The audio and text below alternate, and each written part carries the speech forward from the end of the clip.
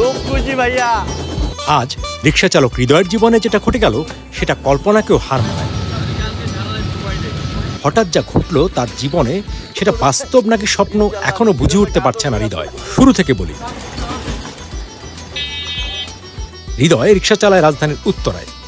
Airport সংলগ্ন বাদালদির ছোট এক কক্ষের বাসায় দুটি সন্তান আর স্ত্রীকে নিয়ে বসবাস। টিম চলতির পক্ষে আমরা ফোন দেই তাকে 17 ডিসেম্বর। তাকে ওঠানো হবে হেলিকপ্টারে। কথাটি শুনে চমকে যাবে এটাই স্বাভাবিক, হলো তাই। হ্যালো, আসসালাম স্যার। না স্যার, আমি কোনো সময় হেলিকপ্টার উড়িনি। কালকেই স্যার। আপনি সত্যি বলতে আছেন স্যার? আমার তো বিশ্বাস হইতেছে না। একজন রিক্সাওয়ালাকে হেলিকপ্টারে চড়াবো, এটা আমাদের প্ল্যান ছিল, কিন্তু হৃদয়কে আমরা কেন পছন্দ করলাম এই প্রশ্নের উত্তর আমরা পরে দিচ্ছি। ঘটনা জানার পর এমন কেউ নেই যাকে হৃদয় ঘটনাটি বলেনি। সমস্যা হলো তার পরিচিত কেউই বিশ্বাস করেনি। যাক, 19 ডিসেম্বর তার ফ্লাইট ঢাকার দোহার নবাবগঞ্জ থেকে। সেখান থেকে আসবে ঢাকা এয়ারপোর্ট। ঘটনা জানার পর সেদিন আর রিক্সা চালায়নি হৃদয়, সরাসরি গ্যারেজে রিক্সা জমা দিল। সেদিন রিক্সা জমার টাকাটাও তুলতে পারেনি। গাড়ি জমা ডালাম, আজকে 300 টাকা জমা দিলাম। আজকে হাফ বেলা চালাইলাম, 300 টাকা জমা দিলাম। আর 150 পরে দিব। সমস্যা নেই, জমা দিয়ে দিব। একজনে ফোন দিয়েছে তো হেলিকপ্টার চড়মু, তো এর লেগে তাড়াতাড়ি আইলাম। আজ চুল টুল কাটতে হবে তো জমা একদিন পরে দিয়ে দেবো আমি, সমস্যা নাই। সেখান থেকে সেলুনে গেল। চুল দাড়ি কাটানোর পর হৃদয়কে আর চেনা যাচ্ছিল না। চুল টুল কাটছি, ঠিক আছে, গোসল করলাম, ফ্রেশ হইলাম। হেলিকপ্টারে চড়ার উত্তেজনায় হৃদয়ের আর ঘুম হয়নি রাতে। সকালে আমরা তার বাসায় গেলে দেখি এলাহি কাণ্ড। হৃদয়কে দেখে চেনা যাচ্ছিল না। স্ত্রী সন্তানদের কাছে বিদায় নিয়ে আমরা ছুটলাম রামপুরায় প্রবাসীর হেলিকপ্টারের অফিসে। সেখান থেকে তাদের গাড়িতে ছুটলাম নবাবগঞ্জে। সাথে সঙ্গী হলেন প্রবাসীর হেলিকপ্টারের ব্যবস্থাপনা পরিচালক ও প্রধান নির্বাহী কর্মকর্তা বায়েজিদ আল হাসান। পথে যেতে যেতে হৃদয় বারবার ঘুমিয়ে পড়ছিল। হৃদয় কি ঘুমানো রাতে? না, রাত্রে ঘুমাই নাই। হেলিকপ্টার চড়ার ইয়েতে আনন্দে? জি, কোনো সময় চুরি নেই তো, লাইফে ফার্স্ট করতাম। সবসময় দেখি রানার গাড়ি চালাই, সবসময় দেখি। আচ্ছা, কোনো সময় চুরি নেই। এই ফাঁকে আপনাদের জানাই হৃদয়কে আমরা কেন নির্বাচন করলাম। উত্তরায় হৃদয়কে যারা চেনেন তারা জানেন গল্পটা। হৃদয়ের অটোরিকশা চালানো দেখে অনেকে তাকে হেলিকপ্টার চালক ডাকে। টিম চলতির একজন একবার তার রিক্সা চড়লে সে বলেছিল, স্যার হেলিকপ্টারের গতিতে আপনারা নিয়ে যাবো। প্রতিদিন অন্তত 10-12 বার এই এয়ারপোর্ট রানওয়ে সংলগ্ন এলাকা দিয়ে যাওয়া আসা করে হৃদয়। মাথার উপর দিয়ে হেলিকপ্টার বিমান ওঠানামা করে, এটা হৃদয়ের কাছে খুব স্বাভাবিক চিত্র। কিন্তু কোনোদিন বিমান বা হেলিকপ্টারে উঠবে এমন স্বপ্ন হৃদয়ের ছিল না, কারণ অসম্ভব ভাবনা ভেবে কি লাভ। হৃদয় পাসপোর্ট করেছিল বিদেশ যেতে, অভাবের কারণে সেটাও হয়নি। এসব কারণে আমরা হৃদয়কেই নির্বাচন করলাম। যা হোক, পথে যেতে যেতে একটু বেকায়দায় পড়তে হলো আমাদের। নবাবগঞ্জের সুজেপুরের পথের অবস্থা এতটা ভয়াবহ সেটা কেউই জানতাম না। সরু ভাঙা রাস্তা পার হতে গাড়ি থেকে কয়েকবার নামতে হয়েছে। শেষবার আর সম্ভব হলো না। গাড়ি থেকে নেমে এবার আমরা ব্যাটারি চালিত অটো গাড়িতে রওনা করলাম। দুপুর 1টায় উড্ডয়নের কথা থাকলেও দেরি হওয়াতে 3টায় পৌঁছলাম সুজানগর খেলার মাঠে। স্থানীয় অনেক মানুষ জড়ো হয়েছে মাঠে। ছিল পুলিশ বাহিনীর কয়েকজন সদস্য। এত বড় আয়োজন পুরোটাই তার জন্য দেখে হতবাক হৃদয়। অবশেষে এলো সেই মহেন্দ্রক্ষণ, উড়ে এলো হেলিকপ্টার।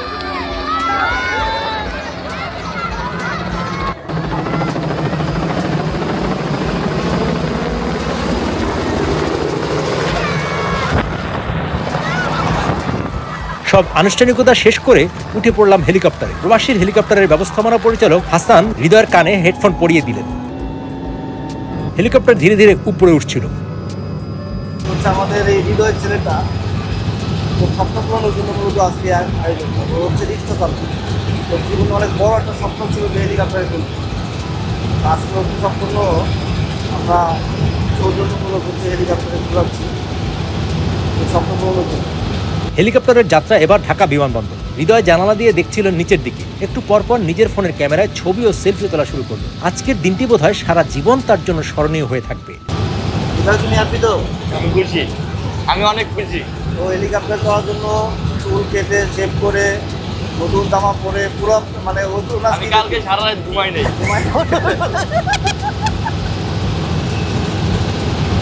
দেখতে দেখতে হেলিকপ্টার এয়ারপোর্টের কাছে চলে এলো। হৃদয়ের এই এলাকাটা পুরোটাই চেনা। আগেই বলেছি সে থাকে এই এলাকায়, রিক্সাও চালায় এখানে। পাখির চোখে এই এলাকাটি দেখতে কেমন সেটা এবারই প্রথম দেখছে। দিয়াবাড়ি আইসা বলছি আপনার তারি ওই যে দেখো, ওই যে বিল্ডিং দেখা না অনেক বড়। 5 মিনিট হইলো দিয়াবাড়ি, 5 মিনিট হইলো। আমরা হচ্ছে মাত্র 5 মিনিট হইলো দিয়াবাড়ি আই পড়ছি। আর 7 ঘন্টা লাগছে ওই এলাকায় যাইতে। এই জায়গায় মাত্র 5 মিনিটের ভিতর দিয়াবাড়ি আইসা পড়ছি। হেলিকপ্টার ধীরে ধীরে নেমে এলো গ্রাউন্ডে। নামলো পাইলটও। খুব খুশি ভাইয়া। অসংখ্য ধন্যবাদ। আমি লাইভে ফার্স্ট প্রথম উঠলাম, অনেক খুশি আমি আজকে লাইভে ফার্স্ট প্রথম, মানে বিমানের লোক দেখলাম এবং কি পাইলট দেখলাম, আমি কোনো সময় করি নাই তো, পাইলটের ফার্স্ট প্রথম দেখলাম সামনাসামনি, খুব ভালো লাগতেছে। ও সুন্দর চুল কাটাইছে, তারপরে ও বোট থেকে বিদায় নিছে। কালকে সারা রাত ঘুমাই নাই, খালি তেলে থেকে বিদায় কেন সবই তো বুঝলাম, কিন্তু লাস্টেরটা বুঝি না। বিদায় নেওয়ার কারণ কি? বিদায় নেওয়ার কারণ হলো যদি ইনশাআল্লাহ ভিতরে একটা আতঙ্ক কাজ করে, কোনো সময় করি নাই তো। এয়ারপোর্টে তাদের অফিস রুমে গেলাম। জি, আমি একটা ছোট বিমানে পাইলট, আমি অটো যেহেতু অটো চালাই, ঠিক আছে, আমি একটা ছোট বিমানে পাইলট, কিন্তু আপনার সাথে আজকে পরিচয় অনেক ভালো লাগলো, আপনি দক্ষ, খুব ভালো লাগলো, চালানো দেখে ভালো লাগলো খুব। শুধু কথা হচ্ছে রাস্তায় যখন তোমরা তোমাদের গাড়ি চালাও তোমরা মনে করে রাখো, জি ঠিক আছে? আজকে যখন তুমি দোয়া করে উঠছো, ইনশাআল্লাহ দোয়া করে উঠছি, দোয়া করে উঠতে না হয়, ঠিক আছে? ইনশাআল্লাহ আমি তো মাঝে মধ্যে তোমাদের গাড়িতে আমাদের দোয়া করে উঠতে হয়। ইনশাআল্লাহ আমরা আল্লাহর রহমতে চেষ্টা করি যতটুকু সতর্কভাবে চালানো, ওটা প্রশিক্ষণ দিলে আবার ঠিক হয়ে যাবো আমরা ইনশাআল্লাহ। আপনারা তো প্রশিক্ষণ লয়ে অনেক কিছু লয়ে তারপর করছেন, কিন্তু আমরা তো প্রশিক্ষণ লই না, আমাদের অটো একটা দিলেই 400 টাকা জমা দেয়, আমরা অটোমেটিক চালাই, ঠিক আছে? আমাদের এক্সিডেন্ট করলে আমাদের কোনো রিস্ক নাই, পলাই দিয়ে চলে যায়, ঠিক আছে, কোনো কিছু নাই, ধরার মতন সিস্টেম নেই। আপনারা তো অনেক টাকা খরচা করে আপনারা এগুলো করছেন, পড়ালেখা করে তারপরে না একটা হয়েছে, পাইলট হয়েছেন, আমাদের তো ওই জিনিসগুলো নাই। আর ওই একটা মালিক একটা গাড়ি কিনে দিলে আমরা অটোমেটিক কিছু টাকা দিয়ে গাড়ি চালাইতে পারি, 400 টাকা 300 টাকা জমা দিলে গাড়ি চালাইতে পারি, কিন্তু আপনারা তো আর ওইটা পারবেন না, আপনাদের অনেক কিছু মেনটেন করে চলা লাগে। এবার ফেরার পালা। গাড়িতে এয়ারপোর্টের ভেতর থেকে বের হচ্ছিলাম। এত কাছ থেকে কখনো বিমান দেখা হয়নি হৃদয়ের, তাই মুগ্ধ হয়ে দেখছিল।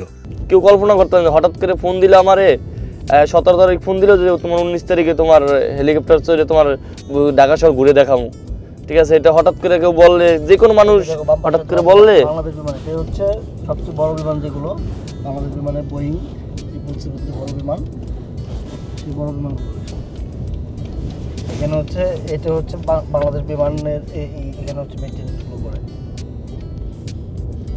আচ্ছা, এখন যে বললেন যারা লোকজন বিশ্বাস করবে না, তাদের যারা বিশ্বাস করে নাই তাদের কি বলবেন?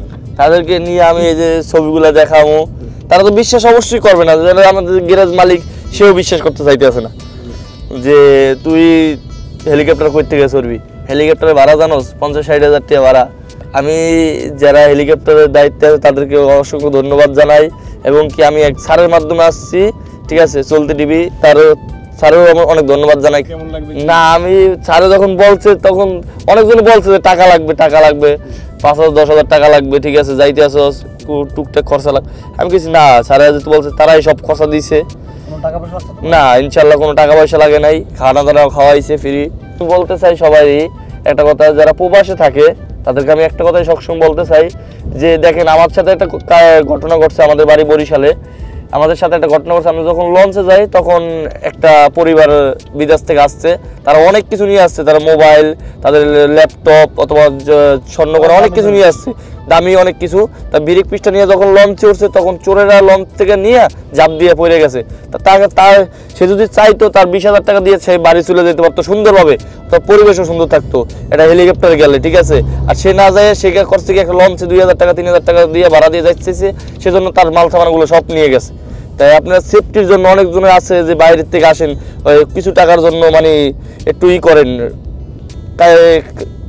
খারাপ কাজটামি করেন, ঠিক আছে। এটা আপনারা সবসময়, যেহেতু আমি বরিশাল, আমি আপনাদের অতটা শুদ্ধভাবে কইতে পারবো না, আমি বরিশাল যেহেতু, ঠিক আছে, আমি সবসময় একটা কথা কই, যারা আসেন 2 টাকা বেশি গেল চেষ্টা করবেন বাড়িতে যেন এত বছর সঞ্চয় করছেন টাকাগুলা, আপনার এখানে পাসপোর্ট থাকে, মোবাইল থাকে, দামি জিনিস থাকে, আপনাদের অনেক শখের জিনিস, টাকাটা হচ্ছে শখের জিনিস। আমি একটু বলে দিই, 20,000 টাকা প্রবাসী হেলিকপ্টারে সবসময় পাওয়া যায় না, হ্যাঁ, এটা হচ্ছে আমাদের অফার থাকে বিভিন্ন সময় বিভিন্ন রুটে, ওই অফারের সাথে মিলেইলেই হচ্ছে 5,000 টাকা 10,000 টাকা 20,000 টাকা অফারগুলো।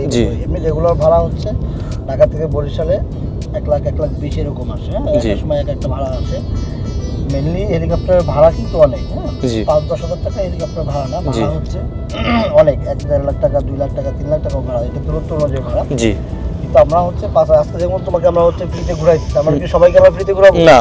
তোমার স্বপ্ন পূরণের জন্য আমরা যেমন ঘুরাইছি, তেমনি যারা হচ্ছে নিম্নবিত্ত বা মধ্যবিত্ত, যাদের স্বপ্ন পূরণ করতে চায় তাদের জন্য আমরা হচ্ছে এই 5,000 টাকা অফারগুলো রাখি, যাতে করে তারা হচ্ছে ঘুরতে পারে। এটার জন্য তাদেরকে আমাদের দেওয়া ওই অফারের দিন এবং রুট অনুযায়ী মিলাইতে হবে।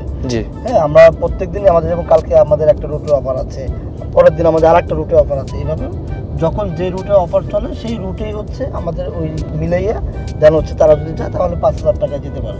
হ্যাঁ, আপনারা খুবই ভালো একটা উদ্যোগ নিয়েছেন এবং কি আমি আপনারা যে আমাকে ঘুরাইছেন সেটা আপনাদের কি কইতে পারি না, কিন্তু আমার কাছে খুব ভালো লাগতেছে। আমি টাকা আমি এই জায়গাতে হলো তোমার বিদেশে যারা যায় না জি তারা এই জায়গাতে হলো বিমানে উঠে, এই যে ব্রিজের মতো কোনো জি এইগুলোতে উঠে। হ্যাঁ, এই যে এখান থেকে উঠে ওই যে সামনে দেখো ইন্ডিগো একটা বিমান আছে ওখান থেকে উঠে। এখানে তোমার আসতে হলে এয়ারপোর্টে 12 থেকে 13টা গেট পার হয়ে তারপর এখানে আসতে হয়। আজকের দিনটি হৃদয়ের স্বপ্ন নয়, এটা কল্পনাতেও ছিল না। আজকে হৃদয়ের চমক আপনাকে যেমন আনন্দ দিয়েছে, তেমনি টিম চলতিও গোটা দিনটি উপভোগ করেছে। আর এমন একটি আয়োজনে প্রবাসীর হেলিকপ্টারকে পাশে পেয়ে কৃতজ্ঞ টিম চলতি।